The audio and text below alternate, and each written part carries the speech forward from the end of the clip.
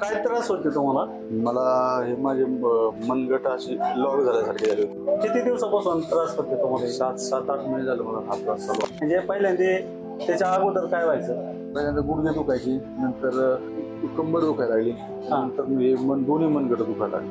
Pen करायला लागलं. बरेच MD डॉक्टरकडे गेलो, MRI केला, सगळ्या ब्लड टेस्ट केल्या, पण गोळ्या खाल्या 6 महिने, पण काही जाणवलंच नाही, काही फरकच जाणवला नाही. आता हे तर किती टक्के फरक जाणवतो? आता मला 60-70% फरक जाणवतो. 70%. बसता येत होतं का पहिलं? नाही, बसता येत नव्हतं. मला टिकून हात टिकून असं बसावं लागायचं. आता बसा बरं 2 पायावर. आता बसता येतं की व्यवस्थित? बसता येतं. आता उठा बरं. अशा पद्धतीत उठता येत होतं? नव्हतं येत, हात टिकून असं उठावं लागायचं. आता एकदम परफेक्ट. चालण्यास कसं काय वाटायला लागलं? चालायचं व्यवस्थित. फक्त बसताना मांडी घालून बसलं ना, पायाशी जाम व्हायची.